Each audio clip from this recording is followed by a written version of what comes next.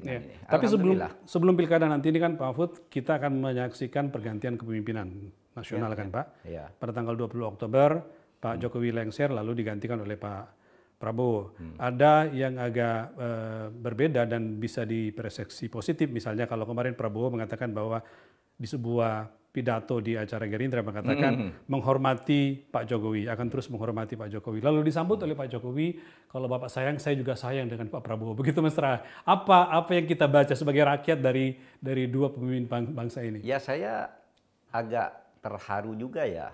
Tapi apa yang dikatakan oleh Pak Prabowo yang disampaikan dalam sambutan di acara Gerindra ya, siap apel siaga Gerindra, bahwa dia akan melindungi Pak Jokowi, akan berteman dengan Pak Jokowi, kalau Pak Jokowi dicubit, Gerindra ikut sakit. Itu etika perkawanan aja.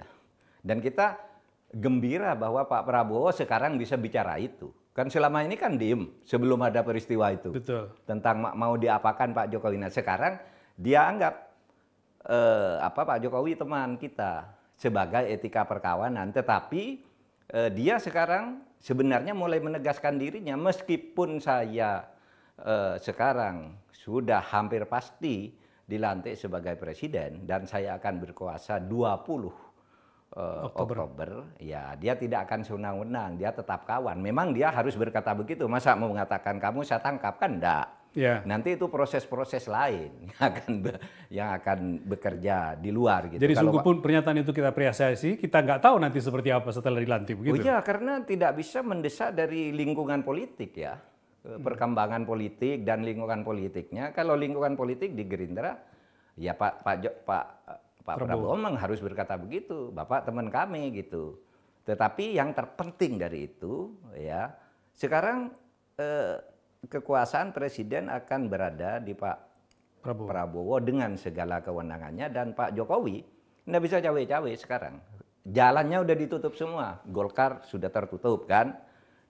Kemudian mau ngatur daerah sudah tertutup. Kemudian mau buat apa lagi dalam waktu pendek ini, melakukan rekayasa-rekayasa untuk memperpanjang jabatan, untuk membuat tangan-tangan kekuasaan di pemerintah daerah. Iya bisa barangkali di daerah tertentu, barangkali di Medan misalnya ya, mungkin di beberapa bagian di Jawa Tengah bisa, tapi tidak seseram yang terjadi sebelum 21 Oktober. Sebelum 21 Agustus kemarin. Ya. Sebelum itu kan semua demokrasi seakan mati, seakan terkunci oleh hegemoni kekuasaan Pak Jokowi. Sekarang nggak ada, bisa dia mau kemana coba. Nah, sehingga saya berharap dengan pernyataan Pak Prabowo itu betul, itu sebagai etika perkawanan. Memang harus mengatakan begitu. Meskipun kita apresiasi sebagai sebuah ya, harapan pasti kita bangsa apresiasi, kita Pak Prabowo harus mengatakan simbol kemesraan dua sama dengan Pak Habibie dulu, tetap melindungi Pak Harto sebagai mantan presiden. Tapi apa dia melindungi ketika digiring ke pengadilan? Ketika pengadilan terus memenuhi desakan-desakan publik untuk menegakkan hukum, iya kan? Saya menggarisbawahi itu Pak Mahfud, karena Pak Prabowo juga dalam kesempatan yang hampir sama waktu itu, ketika rapat dengan Gerindra mengatakan, misalnya untuk menegakkan hukum pemberantasan korupsi, dia mengatakan komitmennya, saya akan menyiapkan anggaran khusus untuk mengejar para koruptor. Itu bagus. Bentuk ketegusan dan janji yang disampaikan oleh Prabowo. Nah itu etika keindonesiaan yang dipakai oleh Pak Prabowo. Tapi saya kira ya Pak Jokowi enggak bisa lagi cawe-cawe mempengaruhi, bahwa berteman itu ya, tapi mau ikut menentukan kayaknya sekarang pintu-pintunya udah mulai tinggal sedikit lah. Mungkin pintu kecil bisa sih, mantan presiden masa enggak bisa gitu. Tetapi ada dua hal yang perlu, yang mungkin dihadapi ya oleh Pak Prabowo nanti. Dia harus merangkul Pak Jokowi karena jasanya atas keterpilihan dia sebagai presiden, ataukah akan mengutamakan bangsa dan negara? Akan? Mengutamakan bangsa dan negara ketika dihadapkan pada satu hal. Menurut saya kalau pilihan itu harus melindungi Pak Jokowi,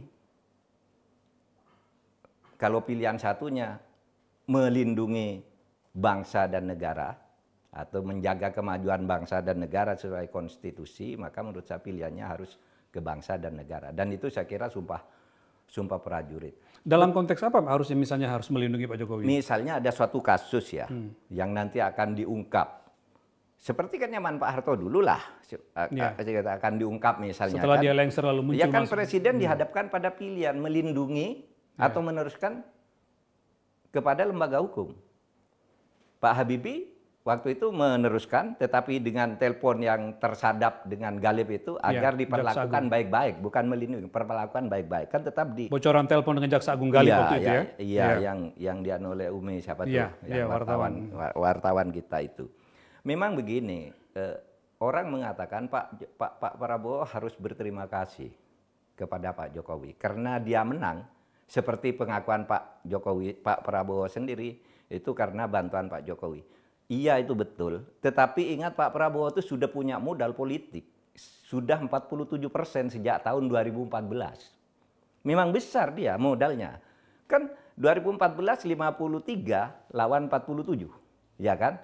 Yang sekarang, yang 2019 ya segitu-gitu juga, 55 lawan 45, ya jadi kan? sebelum dapat bala bantuan dari Jokowi sudah punya 47% ya? Sumbangan Pak Jokowi kecil juga, sehingga tidak perlu juga merasakan bahwa kemenangannya itu karena Pak Jokowi. Modal dia udah besar.